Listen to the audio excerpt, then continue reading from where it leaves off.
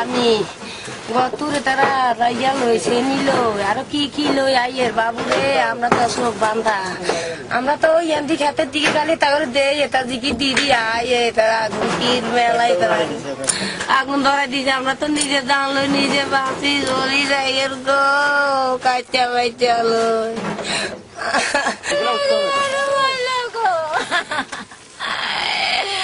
আমার দিয়ে আছে গো 20 বছর সালের তো দিলাম গো বাবা গো আয়ে কত কষ্ট করে উঠিল গো দিদি আমার কি লেরুছে গো বাবা আমি এই মরুকে এক বছর চলাইছি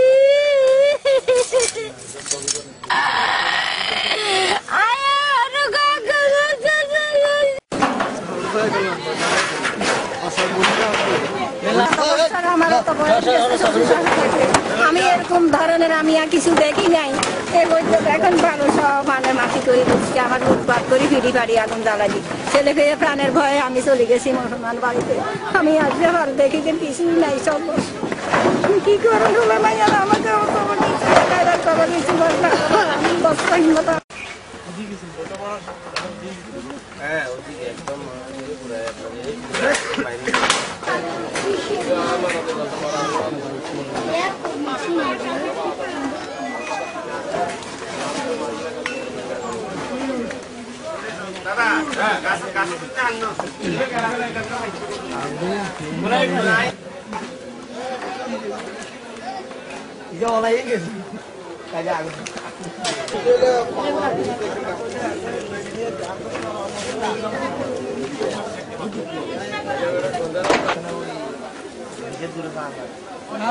আমাদের বাড়ি আছে কি কাম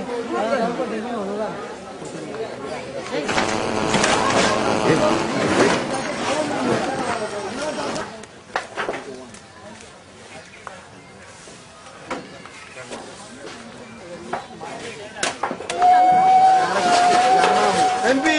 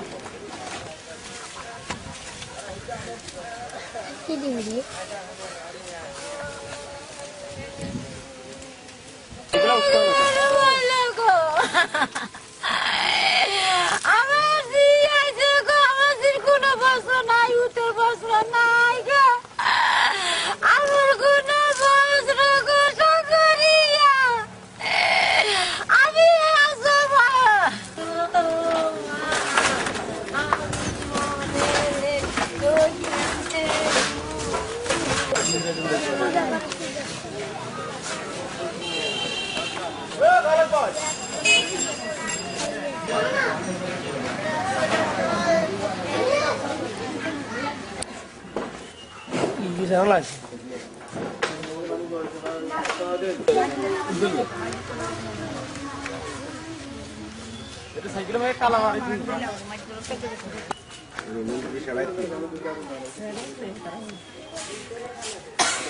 कालू तीन बार हां गाड़ी जो दुरुस्त है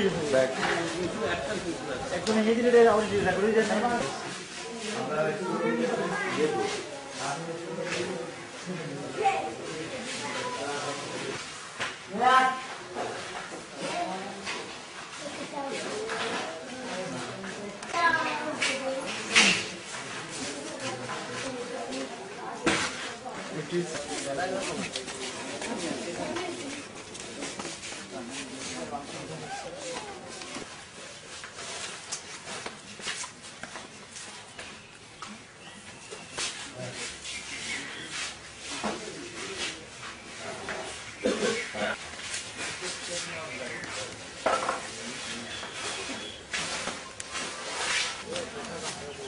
Victor hidden.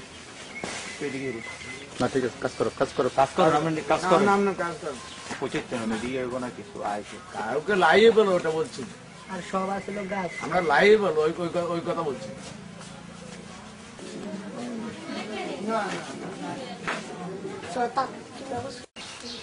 আমার কি ঘর দরজা সবকিছু কোবাই দিছে। আমরা তো বাড়িতে ছিলাম না, কালকে রাত্রে যাই হোক আবার আসি ওই বাজার থেকে দুইজন লোক আসি করলো যে আপনারা ঘরে থাকেন, আর অসুবিধা হইব না, পুলিশ আসছে এখন। তো এই কালকে রাত্রে ঘরে ছিলাম, ঠিক আছে, ঘুম তো কেউ যায় নাই। কালকের দিন থেকে হিন্দু বাড়ির কারো পাতিলের ভাত কেউ খায় নাই। সম্পূর্ণ আমরা শ্রেণীদার সব শ্রেণীর লোক। এবং এটা তো রাজগঞ্জটা বেগমগঞ্জের একটা রিমোট এলাকা, সবাই এখানে পৌঁছতে পারে না, পৌঁছতে বিলম্ব হয়েছে, তারপরেও আসছে সবাই, এসে সমস্ত কন্ট্রোলে আনছে। তবে ঘটনা এবং ধ্বংসযজ্ঞ যেটা দেখে আমরা আশ্চর্য হচ্ছি যে 1971 সালে মানবতা বিরোধী অপরাধ যারা করেছে তাদের বিচার করা হয়েছে, তাদের বিচারের রায় হয়েছে। এই রায় পাওয়ার সাথে সাথে বাকি কর্মগুলো যারা করেছে ওই মানবতা বিরোধী, ওদের থেকে এদের অপরাধ আরো বেশি, এবং এদেরও মানবতা বিরোধী অপরাধ তাদের বিচার হওয়া উচিত। গ্রস্ত হয়েছেন, আমরা সরকারি বেসরকারি বিভিন্ন ভাবে আপনাদেরকে আমরা সহযোগিতা করবো। যে ধরনের ঘটনা ঘটেছে এখানে, এটা একেবারে নিন্দনীয়, এবং 71-এর যুদ্ধকেও আমার মনে হয় এখানে হার মানাইছে। যার কারণে আজকের এখানে যে ঘরগুনা ভেঙেছে, 47টা ঘর, 6টা মন্দির একেবারে বিনষ্ট হয়ে গেছে, কোনোটা চিহ্ন পর্যন্ত পাওয়া যাবে না। এবং যারা হামলা করেছে, এটা দেখে মনে হয় যে তারা সুপরিকল্পিতভাবে এই হামলাটি করেছে।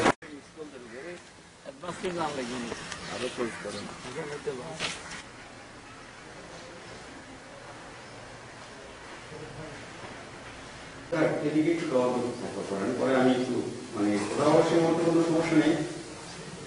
যারা এই সমস্ত অপকর্মের সাথে জড়িত তাদের আমরা 10 জনকে এ পর্যন্ত গ্রেপ্তার করেছি এবং গ্রেপ্তার অভিযান অব্যাহত রয়েছে।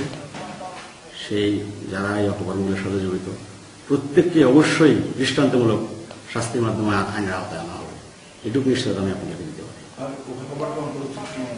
ওইখানকার বর্তমান পরিস্থিতি আমি সরজমিনে গতকাল জেলা প্রশাসক সহ আমি ভিজিট করেছি এবং ওইখানকার পরিস্থিতি সবার সাথে কথা বলেছি।